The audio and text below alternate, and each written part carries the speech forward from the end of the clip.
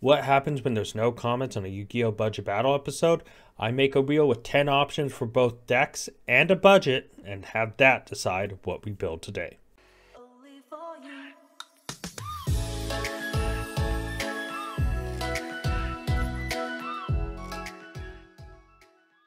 Hey there everybody, welcome to Trilogy Gaming. Today we have another Yu-Gi-Oh! Budget Battle, Episode 4. Now, Episode 3 saw a long-awaited return with Go Go Go Ga Ga Ga, and I used a deck list from many months ago, and it just did not work out. Would I have made changes? Yes. Do I think I'm a better deck builder than I was then? Yes. Do I think the deck today I'll build is going to be better? It depends, because today is something a little bit different than Episodes 1 to 3 had. We have no top-like comment on or comment at all on the previous video, which stings a little, I'll be honest. So what do we do about a deck and a budget? Well, thankfully Patreon has come through with the side deck, which if you guys did not know, Patreon members get to decide the side deck. If you're interested in checking out Patreon, links in the description below. But what about the main deck and the side? Well, I have a solution for that, and that is the budget wheel. Honestly, this budget wheel will decide what we build and what the budget we have for it is. So guys, without any further ado, let's get to the wheel. Here is the budget deck wheel, guys. This will decide as to which deck we will be building. What's the budget? We'll find out in the next wheel after this, but this budget deck wheel, guys, has some amazing options on it. 10 options. Starting off, we have things like Ninja, which is interesting. Plunder Patrol, I never played it before. Runic, I have played against it. I don't think I've ever played it. And for a budget version, I know we wouldn't be able to use Tip, so that'll be interesting.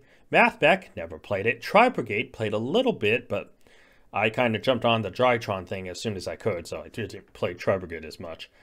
Dark World, I think Dark World, I don't want to be mean to it, but I want to be honest, is the most boring on this. I try to avoid putting trap tricks on this, because it would just be like, oh, buy 3 structure deck, move on, whatever.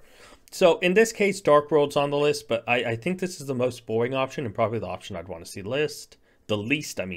Marincess, probably why I just messed up least for Maurice.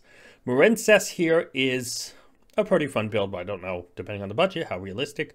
Melfi Sprite. Now, I do love the Melfis. They're adorable, and Sprite is a little bit more affordable, so this could possibly do it for a budget build.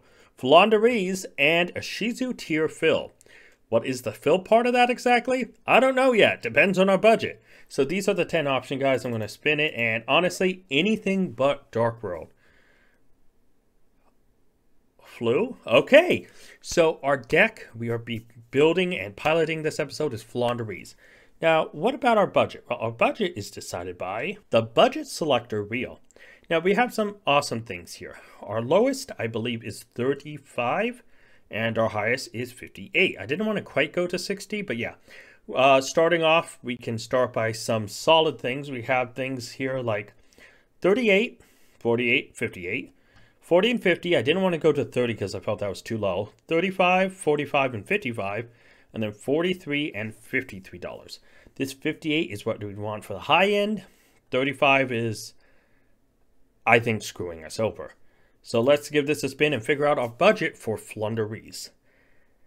No, stop. Oh, thank God. All right, so 53. 53 is the third highest below 55 and 58.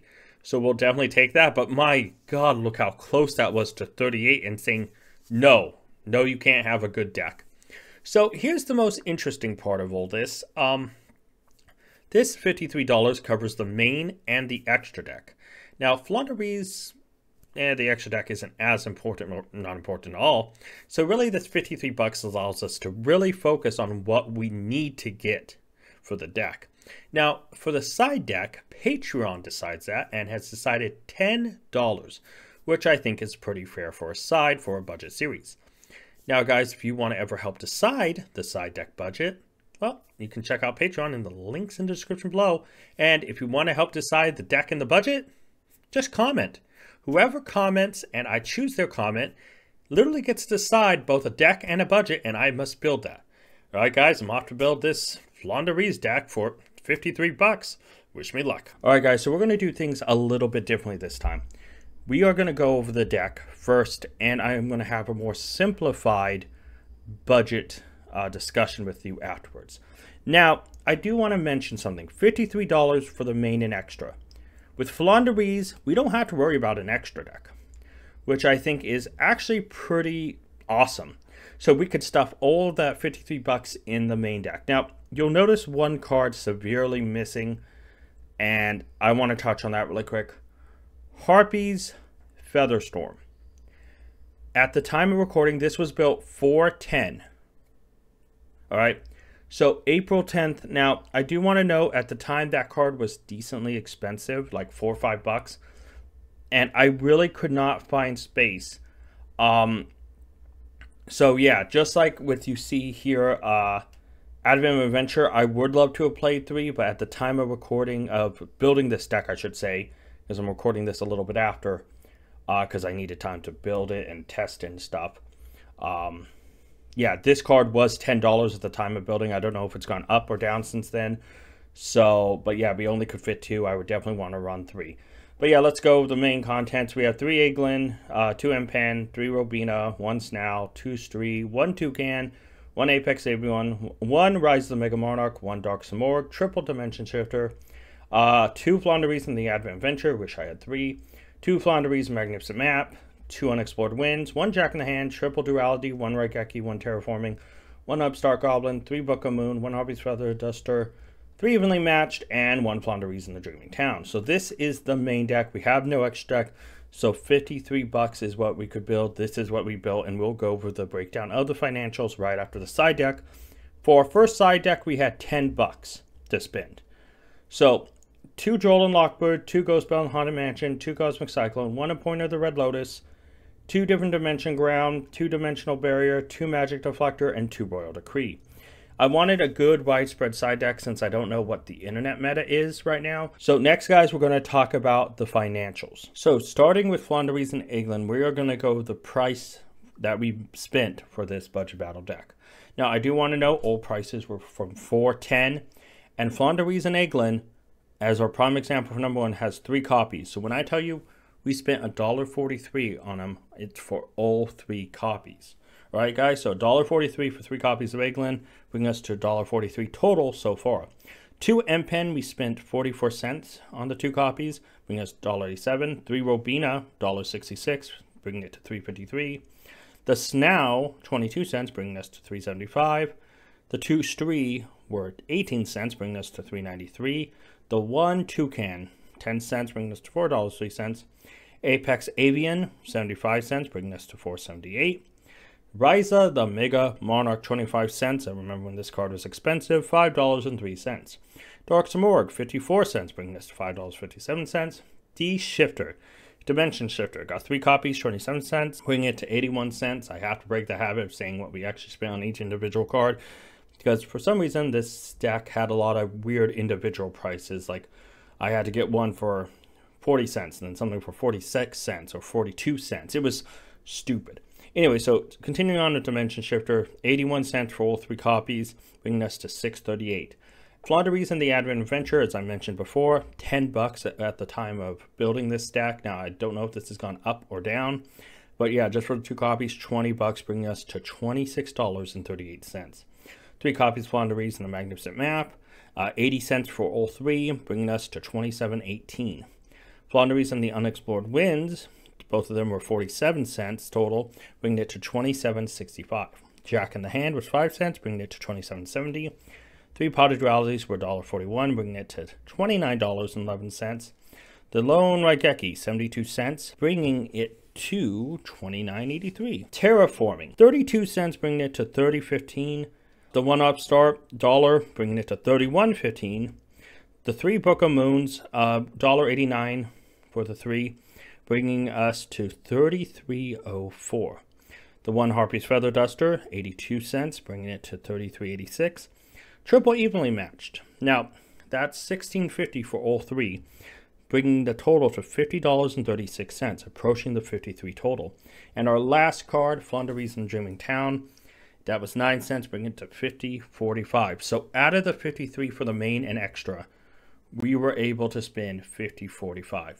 Now, here's the thing, and I mentioned this before, is Harpy's Feather Storm was a powerful card. right? And I really want to tell you guys, with the price we have here, Hoppy's Featherstorm, there was a slight problem with, at the time, it was 40 something cents, $4, not 40, $4 and some odd cents. And no matter how I moved around some of the more cheaper cards, we could never get that over that $4 mark without moving one of the big ones like Advent of Adventure or Evenly Matched. But then it was always like there was always some sort of weird number that just wouldn't fit another good card and mess with the ratio. So I thought this deck was fine. It performed well. I had fun play testing. I had fun playing matches with it. So $50.45 is the total for this 40 card deck. Out of the 53 we had available. Yeah, we didn't spend all the money, but hey, I think this deck looks just fine. Moving to our first side deck. Now, we had 10 bucks to spend. So we had 2 Droll and Lockbird, which came out to $3.48 for the 2, bringing our total for the side to $3.48. Next, we have 2 Ghost Bell in the Haunted Mansion. We spent $1.80 on them, bringing it to $5.28. Then we have 2 Cosmic Cyclone. That was 32 cents, which brings total to $5.60. After that, we have the amazing Appointer of the Red Lotus, $1.25. A little bit pricey, but brings us to $6.85. 2 Different Dimension Ground, which was 66 cents, bringing it to $7.51. 2 Dimensional Barrier, each 20 cents, bringing it to 40 total for the 2, $7.91. 2 Magic Deflector, 98 cents for the 2, bringing it to $8.89. And Royal Decree, which were 2 of them for 28 cents, bringing it to $9.17, which brings the total to $9.17 out of 10 bucks. So yeah, we had a little bit of extra change, but I felt like this side covered a lot of different options, and I really do think that it was a smart move to have a well-rounded side. And with only 10 bucks, there's no way we could have fit a Harpy's Featherstorm in there without taking out something really like price-wise really giant. Like, it would have had to take 3 or 4 cards, and we would have had to just throw in less less powerful cards, and a lot of those cards I think would have had to been Droll and Lockbird or Ghost Bell in the Haunted Mansion because of the prices. And I think Droll and Ghost Bell are so powerful right now that I think we had to keep them aside. But yeah, guys, 50 out of the $53, we spent $50.45 for the main. And for the $10 side, we spent $9.17, guys. I think this was a pretty well budget deck. Honestly, I quite enjoyed building this. And I mean, at the end of the day, how well it will do? Well, I know because I play tested it and I've dueled some of the duels. Not all of them, but next you will see the duels, including the ones I haven't finished yet. So guys, I hope you enjoy those duels, and hopefully we win all of them. Alright guys, so I do want to be honest, this was the second match I had with FriendlyDuelist, because the next match after this is with FriendlyDuelist, but against his actual deck. You see, I wanted to test out against the better of my 2 sealed only decks, which the Branded Zombie is definitely clearly better than the Pendulum deck. So I was like, okay, I want to see how well I do against this. So FriendlyDuelist doesn't have the most experience with it, but he's seen enough, he's played enough to get the combos, you know, he's been featured with it before. But yeah, can I just say that I chose this one as the first match out of the 3. 2 are against FriendlyDuelist, 1 is against Crossflux. Crossflux links will be in the description below. Probably will say that again later when his duel pops up. But I found this one so interesting because of how weird the dynamic was. You know, I was so certain that I was going to have issues in all the games. And of course, obviously, you know, with hands like this, there is a possibility you can brick with the birds. You know, you might not see one, you may not get any of the cards, but yeah, we lost that very first one, and I was thinking, okay, this could get better. Oh, okay, we got ashed. I was like, okay, let's play smart, return these back, hope we actually hit something, and I get completely owned with that logic there. But yeah, it was one of those things where, while I like evenly matched, I find myself in a lot of other matchups, in a lot of other decks, so heavily reliant on it that I don't take it out when I should. and it really becomes a major, issue. So we straight up just lose that. Zombie completely destroys it just because of some really bad opening hands. And it was just, we dropped 0-2 really quick, and it was like, oh man. So I wanted to get that out of the way because that doesn't even show what Floo can do. So obviously here we bird. We do bird stuff, guys. Feels good. But yeah, so this Friendly Duelist is actually rocking their deck, the one that will feature here, and it will also feature in both the sealed only series. So obviously you're getting a sneak peek of that here. But yeah, it was something that he said. I used to play Drytron. Friendly Duelist is playing a newer version of Drytron, and so I know the baselines, but Friendly Duelist says they've only been playing it a little while. So I'm like, oh, okay, this isn't too bad.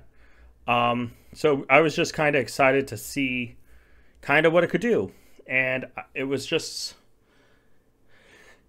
yeah, I could tell Friendly Duelist seemed to be new to it, because there was a couple times where I know they misclicked. I remember one time in one of the matches between the sealed onlys and this budget battle series that I remember he clearly said in Discord, oh, I think I just threw. And I would have to wait to see the moment. But it was one of those things where I was just like, oh, it happens. It happens to the best of us, especially on an online simulator. We accidentally click something and it gets caught into it and we can't cancel out of it, or some reason it won't let us cancel out, or we've gone too far and it's already activated.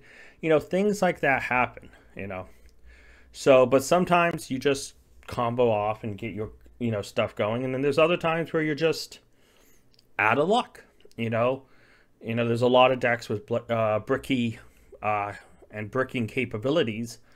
But yeah, no, I have to say that the first duel, I put that first, that was actually the middle duel originally in the recording order, but I just thought that 0-2 smack in the face was really showing that, man, this deck can brick.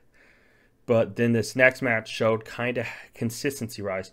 But yeah, I had to say, I didn't play Drytron when they had Dynamondo and were playing some of the stuff. I think he was playing a Chaos. He was playing a Chaos monster, the Magician, a Black Chaos version. Something like that. Anyways, yeah, so I've never played with any of those cards. For me, I played, obviously, full power Drytron when it was, Eva and all that stuff. And then I also played the Monolith. I think they were called Monoliths. I may be totally getting that wrong. But yeah, so I was thinking, I was not sure what I was expecting. I saw a couple different cards, and I know the Van list has some kind of Drytron, but Drytron still has the capabilities to put up insane boards and have some form of interaction. So, but honestly, yeah, it was a cool opportunity that I finally got to break the mold, per se, of seeing a different type of Drytron deck that I have not seen. So yeah, no, it definitely makes me interested in playing Drytron again, because I do love Drytron, but I would definitely have to relearn all the combos. But yeah, honestly, I know I have this habit, and you've probably seen a lot of videos, even when I know a monster, that's what it was. So, yeah, Diviner, they meant to send Herald, and instead clicked Beatrice and was like, oh, I've lost. And that was actually the moment I was referring to earlier. Speaking of, but yeah, so we wrapped that one up pretty nicely. And here's obviously the duel against Crossflux, whose link will be in the description below for their channel. Check them out, they're amazing. But yeah, they were playing an Ice Jade deck. And it was interesting because I've never played against the Ice Jades, really. I know their effects are pretty mediocre, but they have some cool things. But also all of their cards are just super cute, and the artwork's really fantastic, and the spells have great artwork. Like, all the cards have really great artwork. The actual girls of the cards are really cute, but it's like, yeah, it's one of those things where I was just super excited to just kind of get to face a deck I've never seen before. And, you know, with the meta how it is and stuff like that, you kind of get bored of the same old every single time. So when I had the opportunity to really play a deck I've never played against before, I was actually super excited about it. So I was very much pumped. I was so thinking, this is so awesome.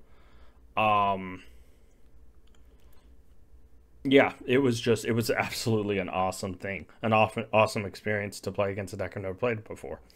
But that also presented the problem because I didn't know half of what these cards did.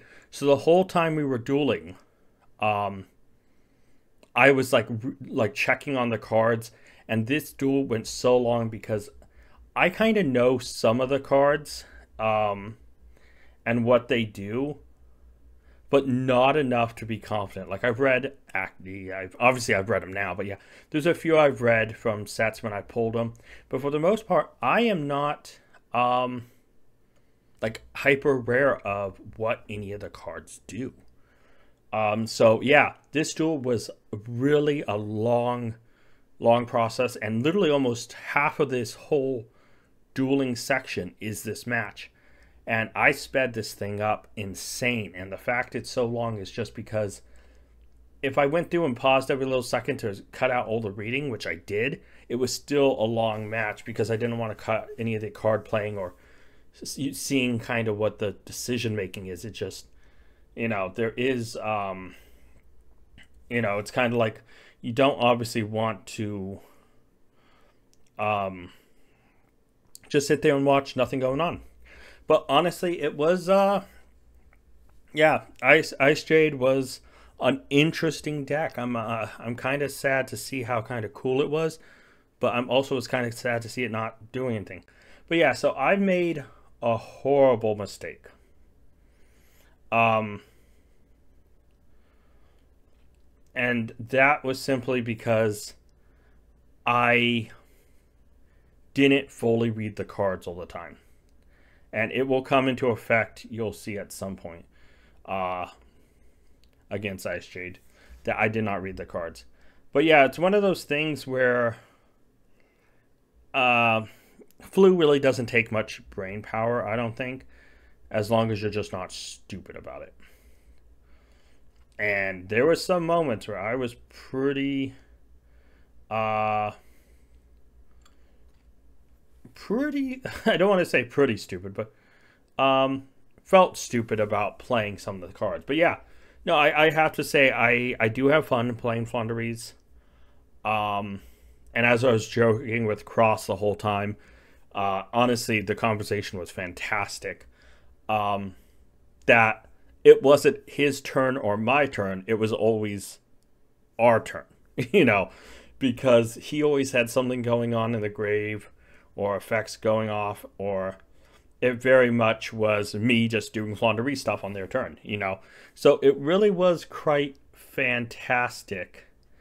The our turn idea between these two decks. But I honestly can say I had such a great time. And the ability to use Dark Zamorg was just fantastic. Opponent can't set cards. Yeah, I mean, the kaiju thing was unfortunate with Avian, but yeah. Could you imagine if Street didn't just target Floowandereeze, but said it could bring back any winged beast from the remove from play pile, so you could cycle that? That would be insane, honestly. But yeah, no. This is one of my problems I realized I had is you can obviously see here my board's kind of filled up, and there's just a big butt in my way. I can't really do anything about it because my attack goes down. I cut it in half and I realize, oh, wait, that's the same thing. What am I doing?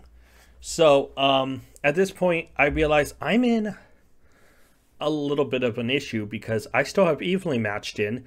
I was such an idiot in this match. In the other matches, I actually sided into the side deck to, you know, board in cards that were good.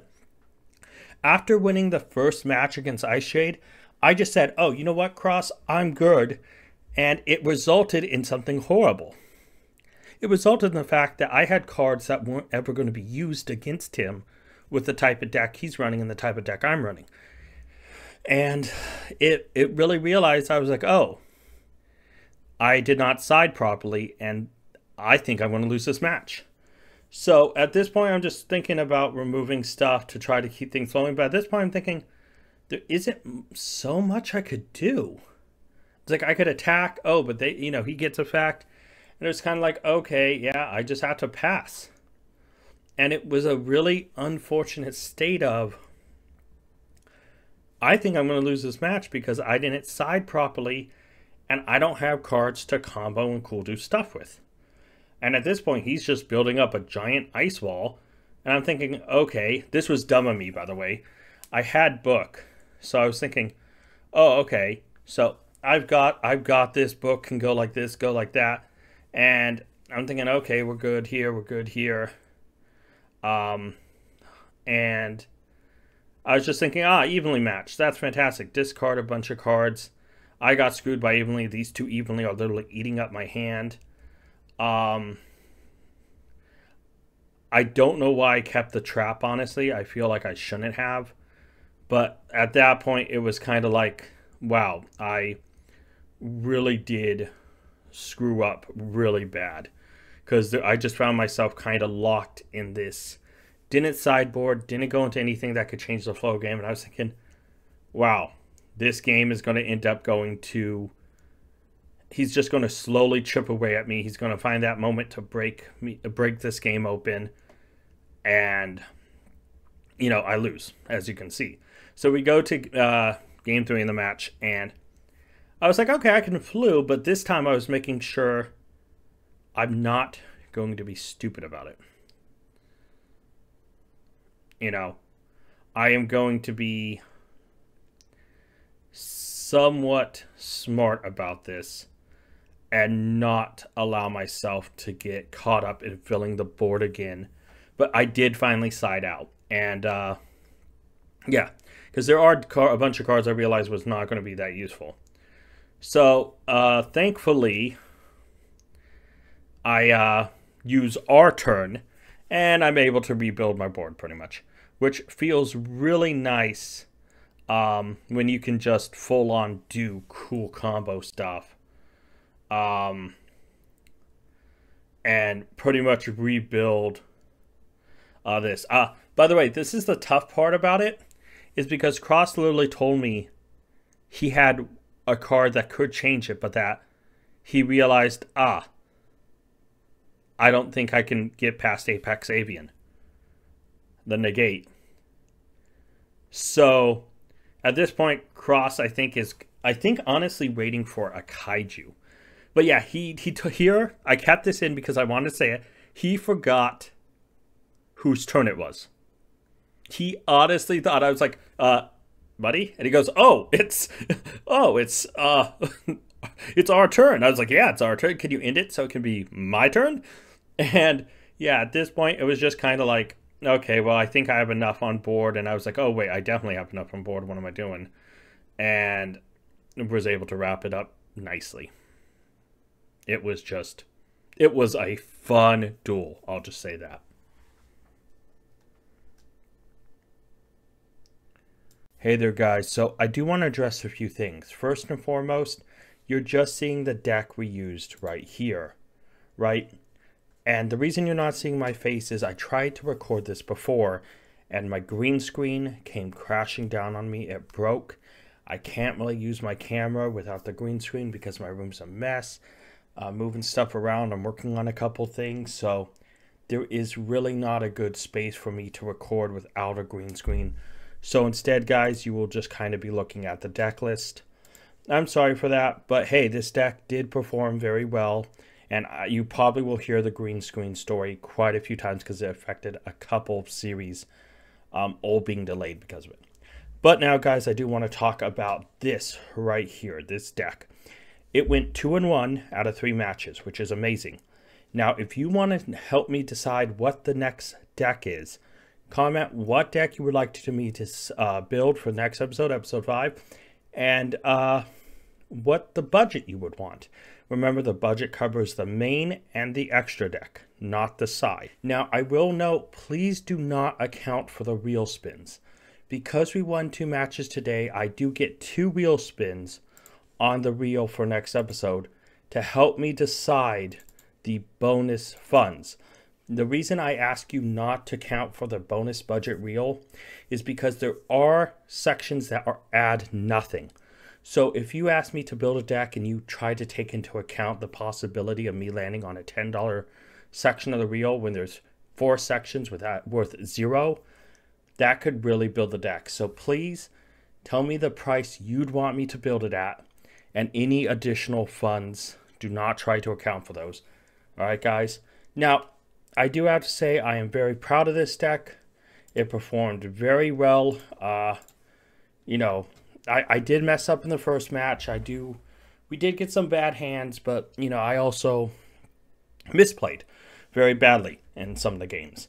And Floo's pretty simple, but sometimes I did go in a little too hard and didn't leave room and really overextended when I didn't need to, and I should have just accepted and tried to play a safer game. Shouldn't have just been so willy-nilly, but honestly, that's something I need to do as a player, because usually my biggest fault when sitting at home on a computer or testing hands or playing with friends for fun, I don't take it seriously, and I usually don't take Yu-Gi-Oh seriously until we're in a real tournament setting, which is something I'm mentally getting ready for a new series coming down the road.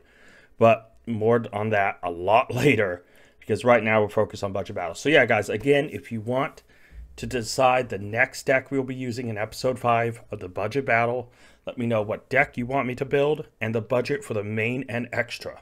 Side deck is decided by Patreon. If you're interested in Patreon, check out links in the description below. But honestly, guys, thank you so much for watching. Hopefully you enjoyed this episode. I've taken a step further, I think, on trying to show that I can build decks. Some of the last few episodes have been really rough, and I've really worked on trying to figure out making sure I use the side deck, which I kind of forgot about it a couple of points in this filming, I'm not going to lie. And I had a green screen crash on me. So, hey, you know, the wind attributes, the green with the wind crashed down on me because I didn't play them fully correctly. But guys, thank you so much for watching, and until next time, tag out.